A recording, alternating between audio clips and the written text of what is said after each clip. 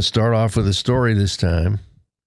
I keep going back to my time. I used to, with the kids growing through school, we had a big debt and it was hard. We weren't paid very much, like $300 a month for a couple of years. And so we had to moonlight. And one of the areas that I moonlighted was even when I finished training, I was in the Air Force.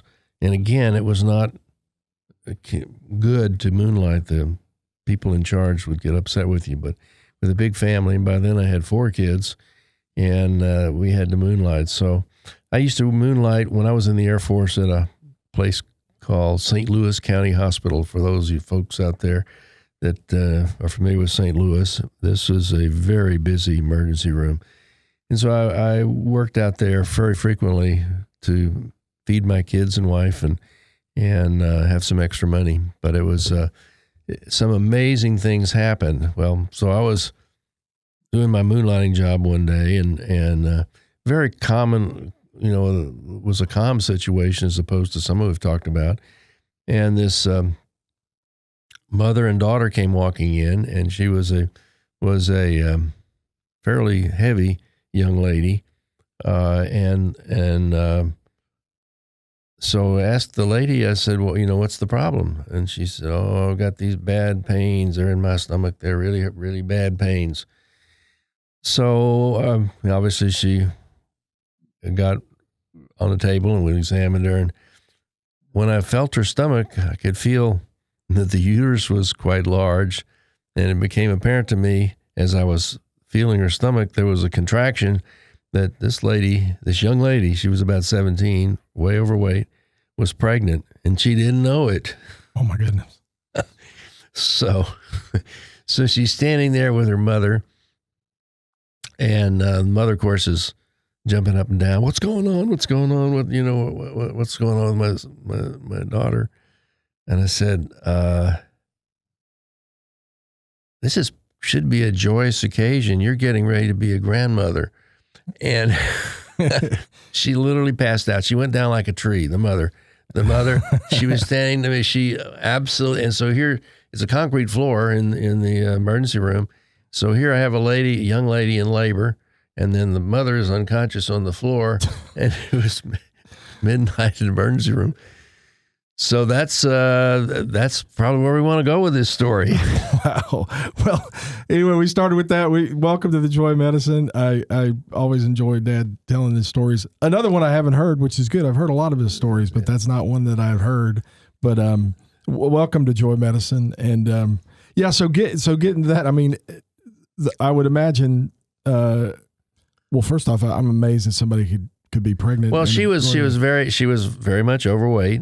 And so she didn't really show that she was pregnant, and obviously didn't just tell her mother that things that would normally tell a mother about that things were not working right. You hear about this happen sometimes. Do you think there was a level of kind of like denial there that the girl was going through, or she just 100% didn't know? Obviously, you can't. It has. I don't know for sure, like you say, but it has to be a lot of denial, not just a little bit. Yeah, the things are not right. Yeah. Wow. So what happened with the mother? I mean, you had 2 people. Yeah, right. So fortunately, it was at St. Louis County Hospital, so there was a lot of help. So I called for some help, and I was able to get the lady in labor, the young lady, 17-year-old overweight lady, and call the OB-GYN people. I said, "Come on down here. We got a young lady in labor," and they call them prime hips the first time they're going to go have a delivery. So they got a prime hip down here in labor. And the mother's unconscious, so get on down here to help me. Because well, so what I'm thinking of is you get thrust. So you have medical issues you're dealing with, right? Yeah. But once she becomes conscious again, I mean, you're in the middle of, because obviously she was surprised by it. Yeah. And the fainting probably showed that it wasn't a joyous occasion for her. At least her initial response wasn't joy. You kind of get thrust into a familial situation that would not, would have normally been dealt with prior to. Right. So you're telling the mother that the daughter is pregnant, which she had no clue, but neither of them had a clue, or maybe the daughter did, but didn't relate it to anything. But yeah, so It was crazy. And of course, the OB-GYN guys came down and delivered a normal baby a little bit later. And I took care of the lady. She had, the reason why people faint, which is an interesting concept, is there's a system in your body called the autonomic nervous system, which controls heart rate, blood pressure, and a lot of things. And there's one of the nerves in the vagus system, in the autonomic nervous system, called the vagus nerve, which makes your heart slow down and your blood pressure drop. So it's sort of the reverse of the normal adrenaline. It's the absolute reverse of the normal reaction to stress. And a lot of times people experience it. You know, a lot of times when I see these big guys, you know, special forces guys that have been through hell and back, and they go get their blood drawn, and the nurse will come in with a needle to draw their blood, and boop, they pass out. You know, so it's like, you know, so it's very common. These are vagal reactions. In fact, I had a vagal reaction. I will confess, I don't know if I even told you this story, but when I was a senior medical student at Galveston, my first rotation through neurosurgery was you go into the operating room a lot of time to help them. So the neurosurgeon is sawing the head open. He's on, you know, so he's got a saw, and you're standing there helping him, and he's sawing away, and the smell of the bone fragments are fine. I mean, it does have a smell. It's not bad, but it's definitely definitely unusual. So you got this smell, and you got the buzz of the saw, and you're looking at his head with blood flying and everything. And I started feeling weak. I can never. The neurosurgeon looking at me, he said, "If you fainting on this and me, I'm going to kill you." So he got me to sit down and step out. But the point is, you get really lightheaded. And what's happening with your body is that your heart rate is slowing and your blood pressure is dropping. And there's a certain point where the blood flow to the brain gets critical. And that's when you get dizzy or lightheaded. And if it goes on, you pass out. Okay. You just lose consciousness. But so I actually did pass out. Floor hit the concrete in the operating room. But I didn't fall on top of the patient, so I did. The neurosurgery resident did not. And I was worried about that because some people have these feelings. They're called vasovagal syncope. And I wondered. I wanted to be a cardiologist. I said I want to be dealing with blood and guts and stuff. Is this going to happen again? Well, I can tell you that it never happened again. So people can have vasovagal syncope and recover and never have it again. So that happened when I was a senior medical student. Wow. A long time ago, 1966 to be exact. Wow. That's a long time. And it never happened again. But so the point is that this person that passed out, the mother of this child, now the grandmother, had vasovagal syncope. So what happens is the anxiety of situations makes the vagal nerve, which is a nerve that controls heart rate, slow down. It makes your heart slow down. It also makes your blood vessels dilate. And you see people like when they get flushed, their face, turns red, and they feel flushed or hot.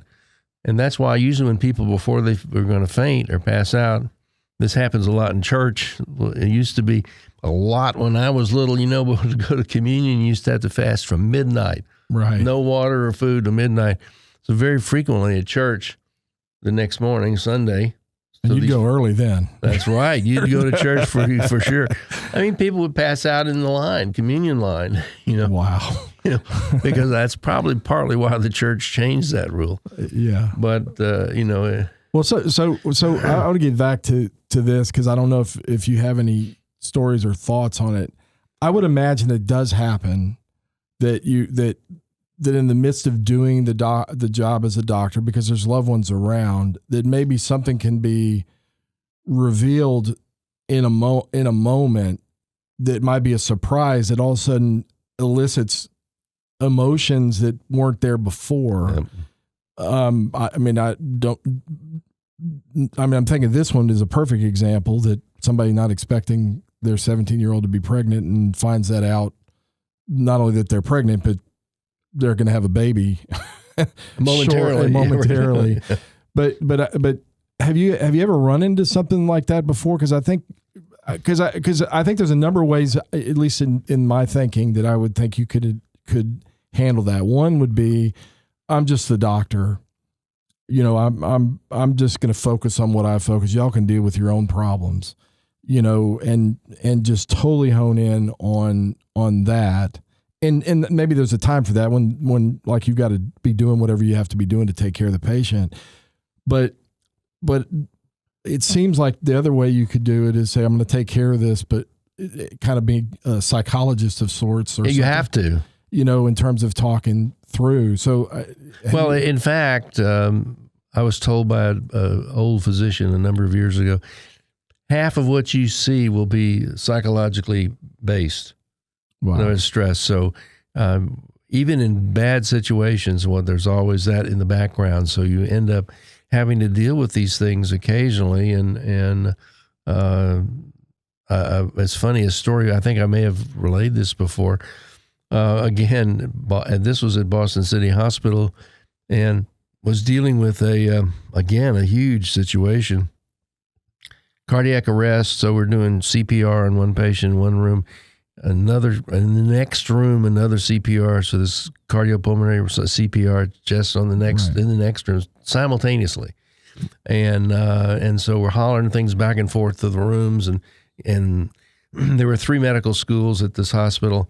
And so I was on the Harvard service, but we get the Tufts guys and the Boston University guys down here. We need help. And so they got some help in there, but so it was a little confusing with all this stuff. So both patients nearly died. One did die. One was resuscitated. One didn't resuscitate. And the families it got confusing about family belonged to who. Wow. And so the young doctor that was involved with one of those resuscitations went out and told the wrong family that their loved one had died. Oh, wow. And I think you had mentioned that before, but that and same thing. And people can, and they have it was funny that it was like an attack mode. The doctor, they almost killed him. Wow. Beating up on him and whatnot.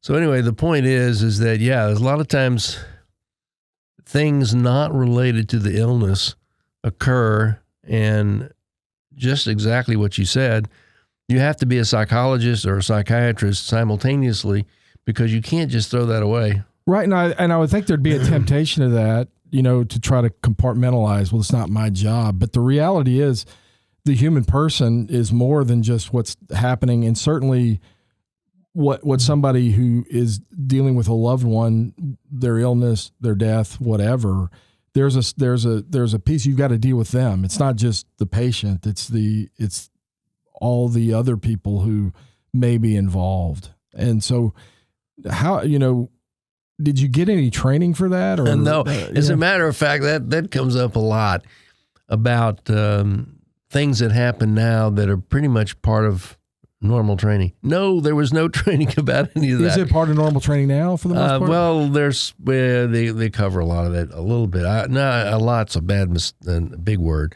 No, but they do try to help people get ready for those things. And like my grandson's getting ready to go to medical school, and they'll try to get him coached to deal with these kind of problems.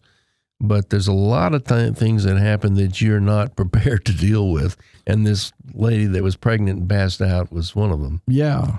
So I think that one of the things that is being aware that you're taking care of a patient and that's it. But you also have other people that to some extent you're responsible for at least delivering messages in a loving, caring, compassionate way that I think many people would think that's not part of what being a doctor is, but I would think it'd be essential to being what a doctor is. Amen.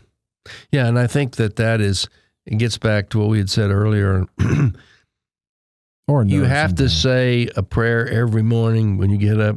Dear Lord, help me do the right thing at the right time and help, these things. And if you do that, if it becomes a habit, when you get in those situations, you just let Jesus roll, you know? Right. And the Holy Spirit, because I think it is part of, so from a Christian perspective, I mean, humans are a body soul composite. They're spirit and matter. And I think without getting too much into it, medicine in the West has been very much kind of confined to, we take care of the matter, right? We take care of the stuff, right? We're not responsible. That's for the chaplain or the whatever. But the reality is if we see them as a person, as they really are, because there is a spirit inside them, there's a soul, and part of taking care of them is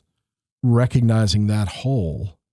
And not only the whole of the person in front of you, but those who are also there, and trying to figure out, how do you diffuse a situation? How do you talk them through?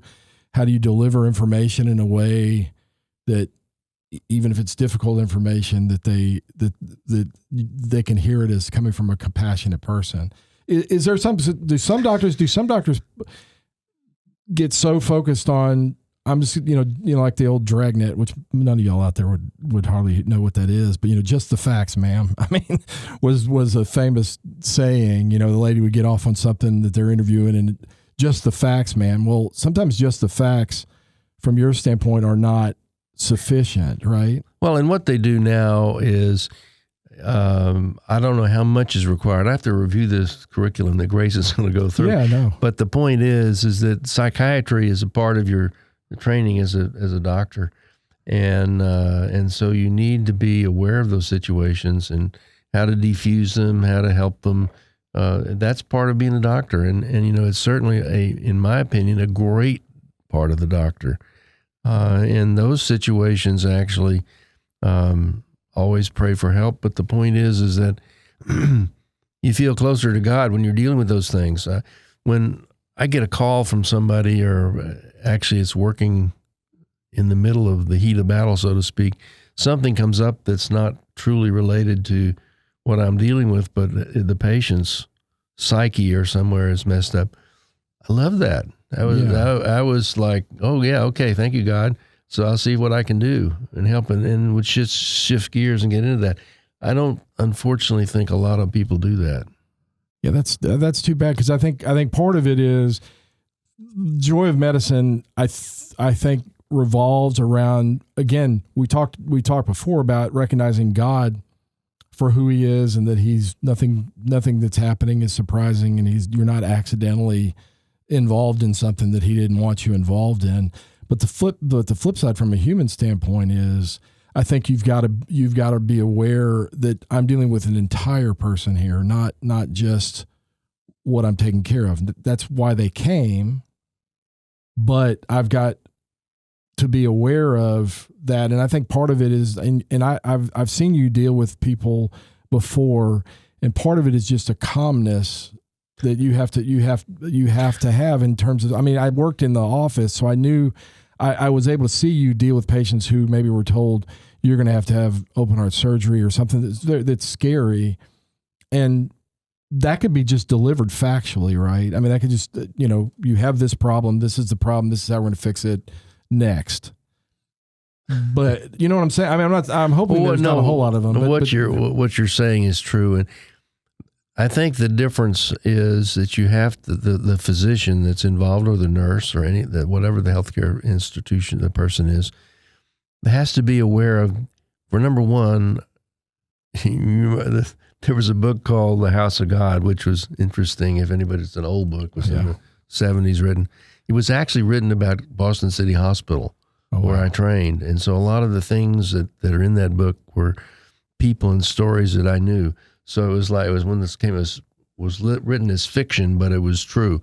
And we knew the guy that wrote it, but the point is crazy. But the thing about it is, when you deal with these things, you have to be able to calm down. So one of the things in the book was, at a cardiac arrest, the first thing you need to do is check your own pulse. Wow. So is that something? So I'm a big sports fan. And I hear that some of the best performers that come into big situations, I'm thinking of a pitcher, because the reason I'm thinking of a pitcher is that they're very aware of the circumstance and they have time to think about it. You know, it's different than like a football player.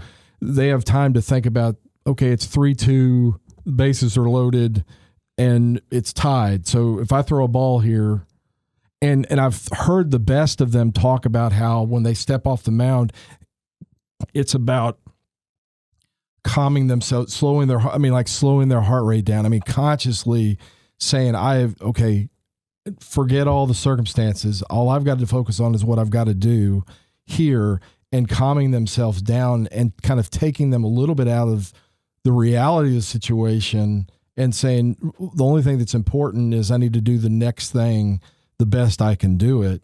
And the best seem to be able to calm themselves down. Really important. Is that something you can learn? I mean, I don't know. You end up having to do that. I can remember a couple. I had taught in medical schools for a number of years. I can remember putting my hand on the shoulder and whispering in the ear, "Calm down." Right. Yeah. I mean, because they're going. I think it's got to be something you can learn, right? I know so. I've had an experience one time where I kind of had a racing heartbeat and nothing really was going on, but I just remember thinking like, slow down. Yeah. And like kind of taking a breath, and it did.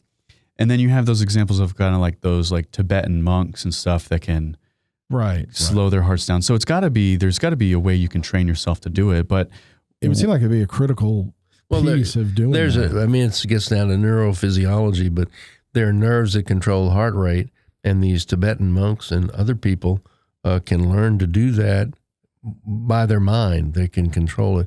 But again, athletes, when they are in high training mode, they have slow heart rates because this system is all suppressing rapid heartbeat. But yeah, to answer Caleb's question, you need to, you can learn. Yeah, and I think part of it, I mean, you've said before, and I think this would be perfect from the Jesus, I trust in you. Amen. Saying that over and over in those moments and giving the moment over, because I think part of it is, and I imagine it'd be the same thing being a doctor, but being an athlete is you can think about the whole situation in front of you and recognize how this is like really, I mean, a ball on that is not the same as, I'm the only one standing between this person at this point and maybe their death because I'm going to have to resuscitate them or whatever.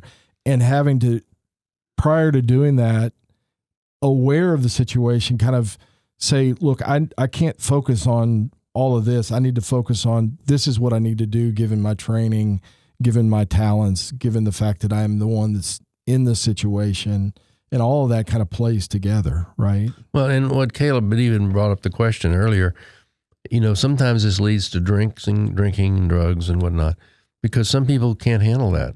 Right. And they need to get out of the business if they can't. Right. No, I mean, yes. I think, if you're in a high stress situation, you have to have something readily available and habitual that you turn to, I think. I mean, you kind of have to have it like in your toolbox. Remember, I gave you that question. Somebody asked one of the questions, actually was your buddy from we got in medical school. What the question I asked was, when you get into trouble, who do you ask for help? Right. Yeah. And that was an open-ended question that I use a lot when you're trying to find out what do they do when they get into stress. And they talk to Aunt Tilly. Well, that's a different league than if I talk to Jesus. We've talked several times on the show about, seeing the people you interact with, whether you're a doctor or whatever, as a body soul composite, right? And treating them as such. And it seems to me that if you are distorted in that thinking, that you're only thinking of the matter, the body of another person. Right. You might also be thinking of yourself that way too, which might be why, in order to calm yourself down, you rely on things to try and calm yourself down, that maybe it's really you need to seek spiritual comfort and not just use chemicals to try and stabilize your body. Oh, that's a good point. I think it's a great point. I mean, I think we have to recognize ourselves as that. And when something's going on in our imagination, in our memory, in those type of things, and we start recognizing, I'll just use it. I mean, I've stopped watching like news for the most part. It drives me nuts. Because what I realize is that all of a sudden my body starts, and why is it? Reacting. Nothing has changed. I'm sitting here watching something on the news. I've got to learn to either disconnect from that or have an answer for it. Well, you can't disconnect from a person that's having a problem, but I do need to have kind of a way, kind of something I've taught myself. Okay, when I start feeling this, my heart rate going up or whatever, I need to pray. Like I remember telling my daughter when she missed a free kick in a soccer game that would have won the game. They ended up winning anyway, but not because of her. She missed it. And I was like, what were you thinking about? And she was thinking about, what if I miss this? Or what if I make it? And I was like, okay, you can't think about those things. You got to think about what you know, which is I need to kick this ball and I need to have a place I'm kicking it, and focus on that alone instead of all the extraneous in the future. And one of the things that I told her, I said, look, theologically, I think this is on point. God is in the now. All right. I mean, God is in the now. And I think being in the now means you gotta be in the present moment. So focus on what's the most important thing in the present moment. Do not think about the future, anything that can happen in the future, because none of that has been determined until you deal with the now. Right, the now. And I think that when you're in the now, when you can make yourself say, okay, what do I need to be doing at this moment? That's when you're the closest to God, because he's in the now. He sees all the other stuff. He knows all the other stuff. But for you, what you know is, this is what I need to do. And I said, so next time that happens, you need to push away all the thoughts of what the future might look like and just focus on what's in front of you. Good point. And I think young doctors need to realize that. I can remember many times bringing one of them aside and whispering in their ear and said, look, you have to calm down. Right. So they're being trained by a teacher to try to avoid those situations, because the worst thing that can happen in that situation is that the doctor loses control. Right. Well, they're the only ones that actually have something that they can do to do it. So it's doctors, nurses, whatever, they need to recognize that. But I think kind of the ultimate thing that kind of seems to be the point of what's going on here is an awareness both of ourselves and of as individuals doing whatever we're doing, we're talking about doctors, nurses, people in healthcare now, is to recognize that person is more than just the matter in front of me. There's more there. So I may need to say a calm word. I may need to exude confidence or calmness in the midst of something that might be doing it. And that can actually have an impact on them. Mm-hmm. But then also for us, who are the ones that are the operators, so to speak, the ones that are doing it, I think you have to have also a recognition when you're starting to maybe lose that control and say, the answer is not just me trying to talk myself off of this. I've got to have some place to turn to recognize the spirit side of me, the invisible side of me that engages that and says, I'm where I'm supposed to be. I've been trained to do this. I know what I'm supposed to do. I just need to calm down and do it. Yeah. And remember, that's what they said in the house of God. When you get to a cardiac arrest, the first pulse you need to check is your own. Right. Yeah. So anyway, I think that is so critical to the joy. I think that's where you get the joy of medicine, because it's not just the fixing somebody, it's the relationship you end up having with the person, even if it's momentary. If you're in a practice, I mean, you can have relationships over time and get to know them as a person, not just as, a guy with AFib or whatever. I mean, you know them as a person, because that all can have an impact on not just the way you treat them for their bodily, but how you treat them as a person. So I would encourage, and you can add this as a physician, but I would encourage people to recognize that when you're dealing with a person, you're dealing with more than just the physical ailment that that's in front of you. You're dealing with all of that. And in fact, you could have an impact on that physical ailment beyond the procedures or the treatments by just exuding confidence. Calmness. I understand what's going on. And this is what we're going to do. And I'm here for you. Would you like me to pray with you? Yeah. And it's funny, in retirement, I still get lots of phone calls from prior patients who love me for taking care of them. And it's interesting. They call, and the first thing out of their mouth, I know you're not my doctor. I know you're not going to take care of. I just want to listen to a calm voice. So part of that is, I think the calmness comes from an understanding that you're in a situation, you've been trained to do it. I need to just do what's in front of me right now and not worry about what the possible implications are. Just do what I've been trained to do and trust that God is going to help guide me through it. So anyway, we're at the end. Hope it was fun. Look forward to seeing you again. This is The Joy Medicine, and we'll be back. God bless you. Bye.